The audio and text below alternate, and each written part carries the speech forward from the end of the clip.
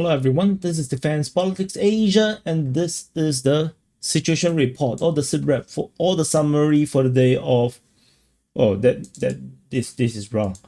It's 1270 to 1271 for the 16th to the 17th of August. Today is the 18th, and so we're gonna jump straight to the reporting. We're gonna start from the Sumi front as usual, going at clockwise direction. There is two geolocations again in the wider non-frontline regions. There's a ground strike on the Ukrainian position, and then there is another one. This is another ground strike. So this is two ground strikes in Chernihiv region. So the border is here.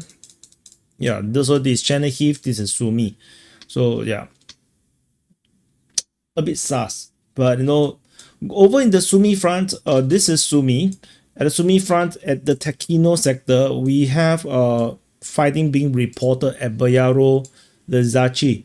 According to the Russian Defense Ministry, the Russians are still very actively fighting the Ukrainians along this front line. So there's some attacks here, probably just some shelling. I don't think it's offensive. So that's all from this area here. Over at the Sumy front, the main fighting region. So this is Sumy city. North of Sumy city is where the fighting is actually happening, and Russian forces are fighting in multiple locations in this sector. Let me find. Okay, they're fighting at Stepne, Kindrativka, Vrashkine, Yunakivka, Zatki, Mauritia, Novosich, Kropashkina, as well as Knitsia. The Ukrainians attack at Oleksievka and Vereshkine. So there's the fighting in this sector here. I think the biggest fighting is probably along this line. I think this is the main fighting region. The Ukrainians actually were located in the rear of Vereshkine. I've mapped it in a more conservative way, something like this. Some mappers may have mapped it like this, claiming that Vereshkine is captured. But the fact that if they are captured, I think the Ukrainian Defense Ministry will be, very happy to let us know. But it was not mentioned, so I don't think that's the case. So the Russians there's probably some troops trapped here, and there's some fighting in this sector. So probably that's what it is. We shall see how this goes. There's not a lot of information to work with. And over in the Belgorod sector here, there is some shelling reported at Okip. Not important. So far I think Sumy front is just very static in general.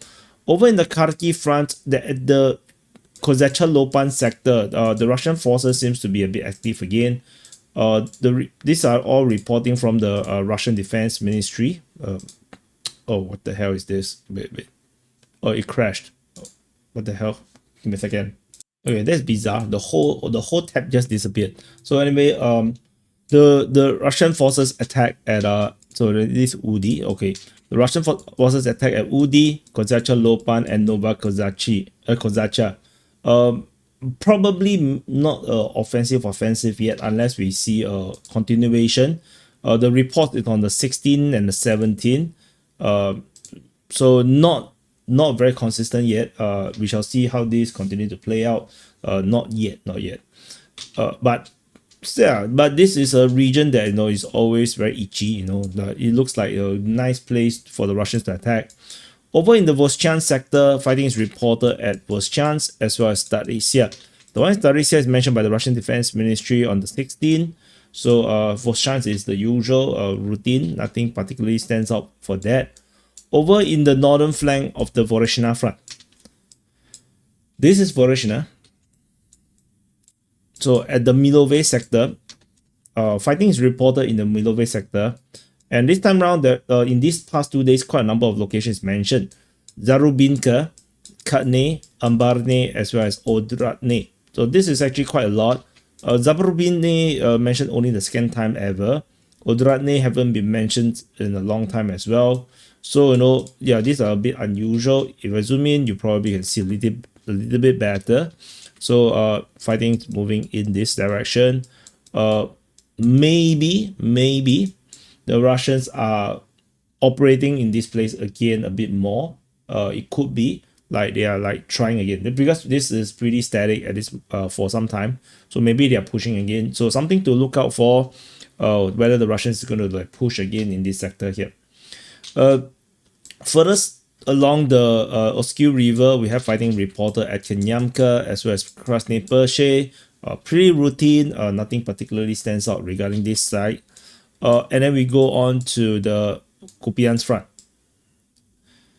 So this is Kupiansk city. The Kupiansk front, we have fighting reported at Zapatne, Kindrashivka, Kulubivka, Kupiansk, Petropavlivka, shelling at Osinovo, fighting at Stepova Novoselivka and towards Pischane. So this is the main general picture of the current situation in Kupiansk. There's a geolocation of a Russian airstrike at Kupiansk that is noted. The main action seems to be largely still in the north of Kupiansk, with fighting mainly in this sector, and so the situation in Moskovka still remains pretty much unknown. I think it's still pretty much in the gray zone. Most likely it's still under Ukrainian control, despite the Russian claim capture. Sobolivka, of course, is already like most likely under Ukrainian control. These DRG actions, this recon or sabotage group actions into the Ukrainian rear positions are really bizarre. It's super weird.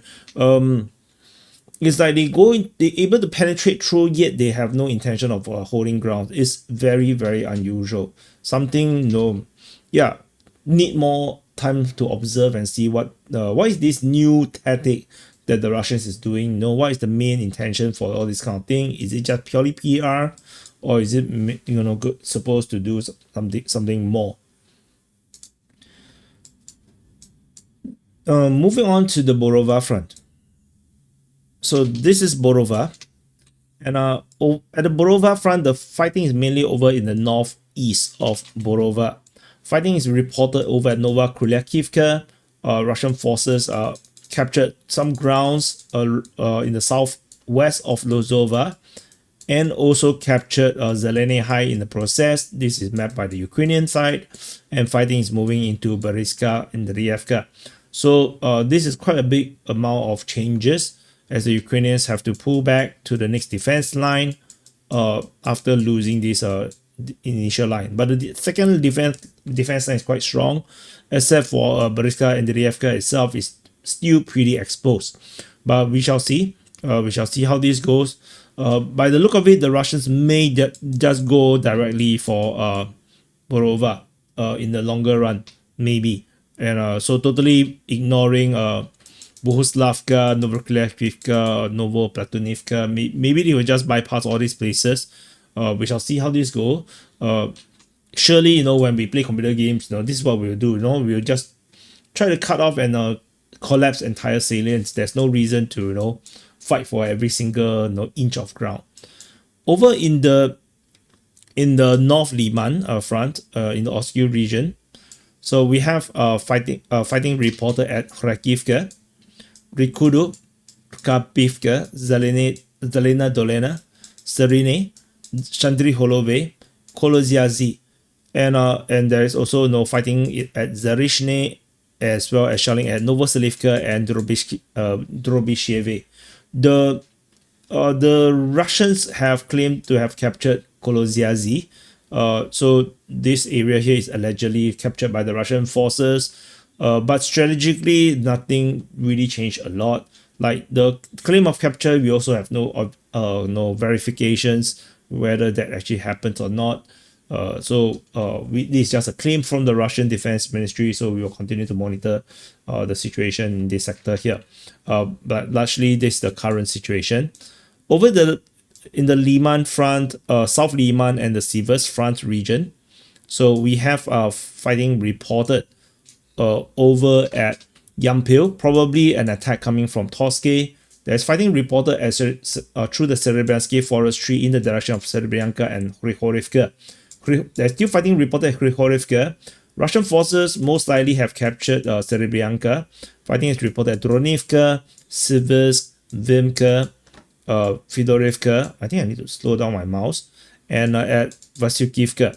So that's the situation, general strategic picture in the South Liman and Sivas front region. And particularly the attention seems to be in this sector here. So the Russians are no, so this is Sivas, by the way. So pull up a bit. The Russians are pushing, in these directions like this through the forest. The Russians are still dealing with the Ukrainians in this impossible salient. This impossible salient is not that impossible. It's just impossible to hold. This happening there. Whereas the Russian forces raised the flag across Serebryanka, confirming their capture of the rest of the settlement, which no one settling there. No, it's totally flattened. So this is a situation over here, very complicated. Dronivka is mentioned. I'm not sure if it's an attack through the forest. So we shall wait and see how this go. So that's the situation in this sector here. Over in the Bakhmut front, this is Bakhmut city. At the Bakhmut front, fighting is reported over at Vasilkivka, Maisky, Chevone. And important thing to note is that Chasivya is no longer mentioned, despite the last information about Chasivya from the Ukrainian side said that Chasivya has not fallen. Those are all Russian propaganda, and we have no reports about fighting at Chasivya. The fighting at Chevone is mentioned by who? Mentioned by the Russian Defense Ministry. And shelling is reported at Novodimitrivka, Konstantinivka, and fighting reported at Piteshine. And so that's the strategic situation at the Bakhmut front. I would say the scale is a bit lesser. It doesn't feel that strong at this moment. Moving into the Thorax front. So this is, so how do I, okay, so this Thorax city. At the Thorax front, we have fighting reported at Bilhora, Alexandroshitny, Dilievka, Ivanopilia, Klishevka, Klbambik, Toretsk, Shkibinivka, and also at Stepanivka. And Stepanivka is where the major frontline change happened. I pull a bit onto the right. So the Russian forces have advanced to Stepanivka according to the Russian claims. The Russian claim that the Russians themselves have pushed to Stepanivka, and they are now on the verge of attacking into Stepanivka itself. I mentioned this during the frontline changes report. Shelling is reported at Berestok, and so that's the situation over in the this Thorax front, which is very soon going to be renamed as Konstantinivka front. So waiting for the Russian front line to move to this point. Then we'll change the name to Konstantinivka front. But at this moment, not yet. So there is still fighting reported at Skibinivka, according to the pro-Russian sources. And Ukrainian Defense Ministry also mentioned that. So it's interesting that Ukrainians are still defending here in this impossible position. Like, how do you gonna send troops go through all this hell and then just to fight here? Like, never mind. No, it's not my soldier. So that's all from the Thorax front. We move on to the rabbit, the evil rabbit, the rabbit from hell. And in the northern flank of the Pokrov front, we have fighting reported at Rusinya, Potavka, Popivka, and as well as Volodymyrivka. And on the west of this position, at the bottom of the year, the rabbit year, we have fighting reported at Vilny and Nove Shakove. And so that's the situation. That means the Ukrainians are still probably battling the Russians along this line.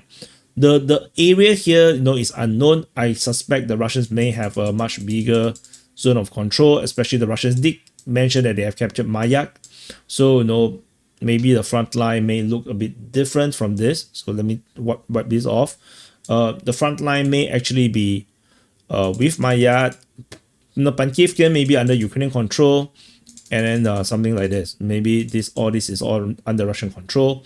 A much more bigger base than our mapping shows. So just want to explain a bit of the situation here, because the map, for those that do not know, maybe some of you guys may be new, there's two maps here. This is not one map. The blue map is the Ukrainian map, the Ukrainian perspective. The pink map is the Russian mapping. So it's the Russian perspective. So it's actually two different mapping overlapping on each other. So then we can have a kind of sense of what is actually happening, because both have different perspective of what is happening. And but I cannot change the mapping, or at least I don't allow myself to change the mapping based on what I think. I only change the mapping based on sources. So as long as there is mapping or geolocation, then I change, and the mapping must come from my trusted sources. So it's either Deep State UA or Riber, and or unless the defense ministries decided to put out maps, which they don't. So otherwise, any other sources, usually I do not map based on their mapping. So just for information. So moving north of in the north of the rabbit ear, so pushing everything south. So, is it like this? Yes. So so at the end of the rabbit ear, we have Russian forces capturing, most likely capturing the whole of Kucherev here. There is a geolocation of Russian forces there, attacked by Ukrainian drone. So yeah, so definitely there's something there. The Russian Defense Ministry mentioned Zolotis Kolosias. So Zolotis Kolosias means maybe the Russians are still in the region and they are still attacking in this sector here. Ukrainian forces were geolocated at this position, and a video footage showed them capturing at least one Russian soldier. So Ukraine definitely is in the area, and so the Ukrainian mapping is not entirely wrong, but whether they cut the Russians off in the south is a bit more dubious. Like the push in the north is not surprising to me. I think this is sensible and logical, but to push south is a bit hard to imagine. I mean, this cutting off here is a bit quite insane. So we shall see how this go. So that's all from this the top of the rabbit ear, all the antler of the deer. Anyway, over in the north of Minohrad, so we have fighting. Okay, so how do I do this? So I think we can squeeze in a bit. Yeah, I can't. Never mind. Forget it. In the north of Minohrad, fighting is reported at Rodinske, Shavony Liman, and Novoekonomichne. Geolocation of Russian forces advance in the northwest of Novoekonomichne is noted. There is a high ground here. Maybe the Russians may want to take that. Will give them some vantage point. Yeah. Also, death point. If you stay on top, you're gonna die. Main thing because FPV drones are just so powerful nowadays. Like high grounds doesn't mean it's you'll feel very high. You might feel even higher because you float to heaven. So anyway, talking about floating to heaven, I wish you a happy birthday if your birthday today. Yeah, I'm not sure why it links to flying to heaven. Yeah, because if you have birthday means you're one day closer to going to heaven. Good news, right? I think. So anyway, over in the Minohrad, the city, the city line. So this is the city, the city front lines. So we have Minohrad here and then Pokrov here. So fighting is reported at Marilybivka, Malahan, Minohrad, Rodivka, Promen, Sukiyar, Lysivka, Novoukrenka, Chunishine, Novopalivka, Pokrov, Vivrove, as well as Kotline. So you probably cannot see Kotline. Yeah, my big face covered it. So yeah, so that's the situation in this sector, and as you can see, yeah, nothing much have changed. It's pretty much more or less the same thing. The geolocation of Russian airstrike in Minohrad is noted. So static line, I would expect still static line. DRG actions, no more. No more mention about any DRG actions. Maybe all the Russian forces that went into Pokrov, to shopping have all been killed off by the Ukrainians. It's possible. not impossible. So don't celebrate this kind of thing. Like it's a war, like I always say, it's a war. People die. Don't celebrate. Don't celebrate anything. So that's all. And over in the western flank of the Pokrov front, so we have let me see. They have Kotline, right? So Vivrove, Kotline, Udashne is there's mention of Udashne fighting over there. Molodetske is back on the menu, and fighting is reported towards Novo Oleksandrivka. And there's also fighting reported at Muravka is over here. So geolocation of Russian forces at Udashne confirming the Russian presence at Udashne. So that's about it. There's nothing new coming out from this sector, and there's also not much other news from the breakout zone, which is the rabbit year. So yeah, we just have to wait. The fog of war is still pretty thick at this moment. We move on to the Oleksievka sector of the Koma front. This is Oleksievka, and fighting is reported. So fighting is reported over in Orikove, Dashne, towards Filia, Novohaske, Zelenihai, and Ivanivka. Fighting is reported at Tolstoy as well as Pidupne. So that is the fighting in this region here. Geolocation of Ukrainian forces at Alexandrivka, and sorry, not Alexandrivka, Andrievka, Kletsove, which is also Iskra, confirming the Ukrainians have returned in this area here. So you probably can't see shit. Okay, so which is here. So the Ukrainians geolocated here. So this means that the Ukrainians are back in Iskra or Andrievka, Kletsove. However, there is rumors from the pro-Russian side claiming that the video, this geolocation video, is taken before they retreated. So they basically want to murk the information sphere, and because they know they're going to lose the town, they take the video and then they leave. When the Russians come, the Russians do their own video, post it first, and then the Ukrainians post theirs later, which is a older video, but who knows? I also don't know. So I can only give it as it comes, and then yeah, eventually the truth will prevail. Eventually you can't hide it. Like the Ukrainians until today have not admitted that they have lost Bakhmut. But how are you going to hide the fact that you lost Bakhmut?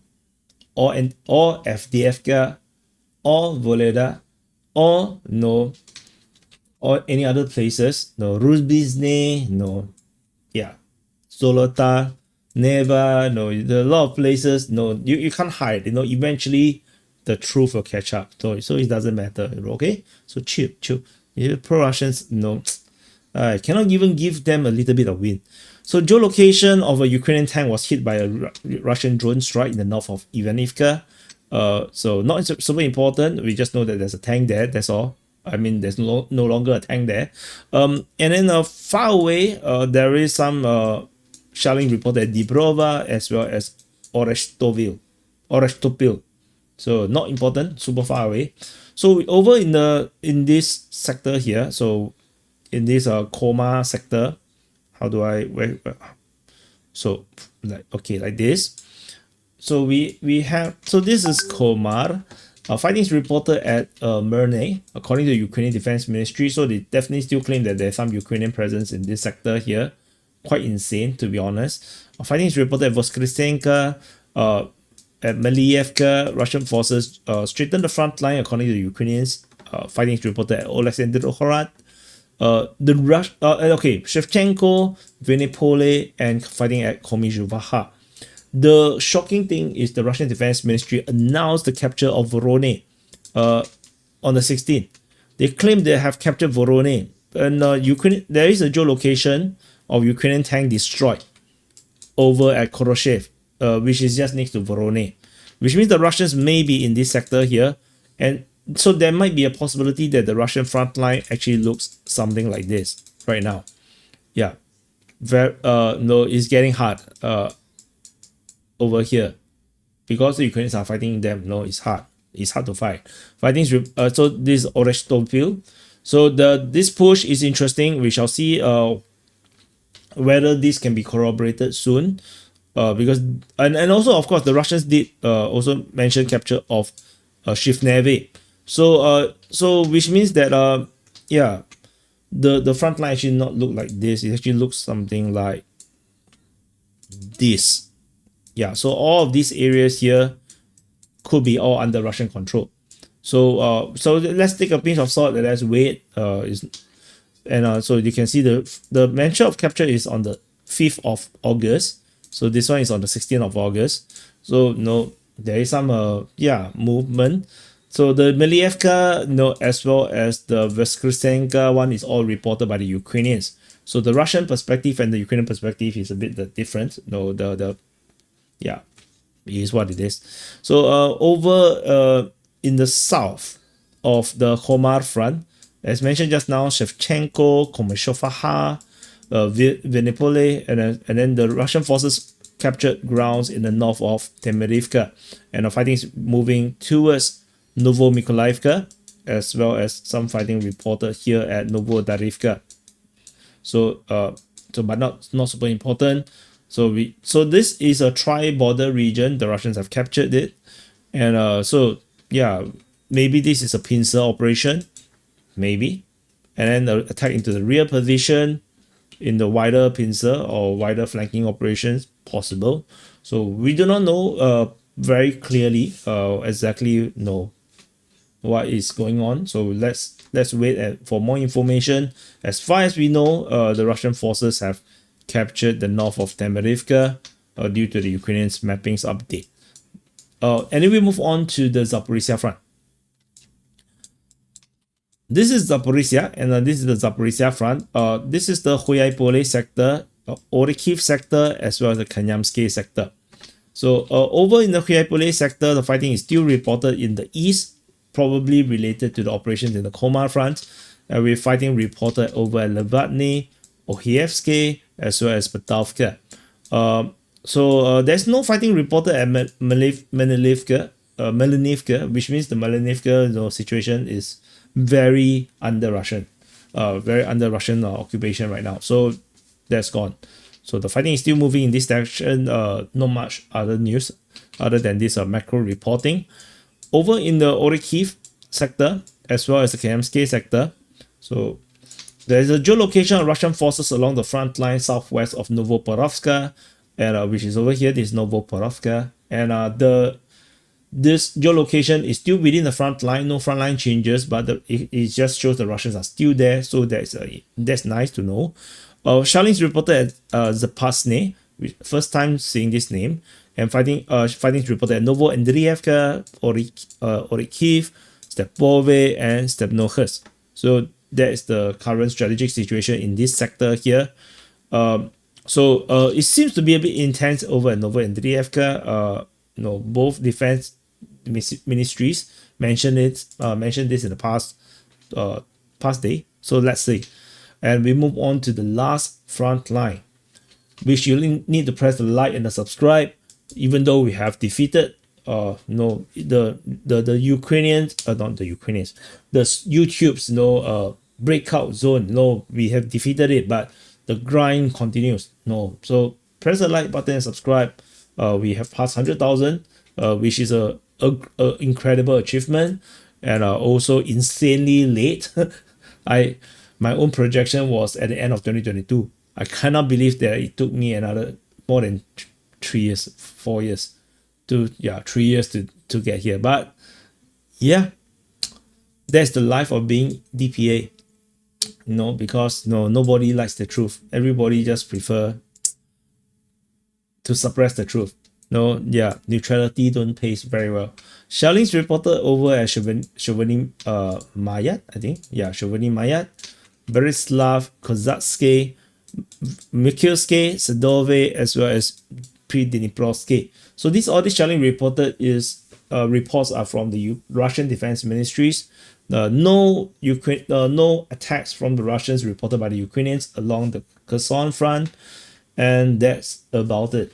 So thank you for watching. That's it. This is the summary for the day of 1270 to 1271 for the 16th to 17th of August. So thank you for watching. Plasiba. Arigatou gozaimasu. Terima kasih. And I'll see you guys in the next update.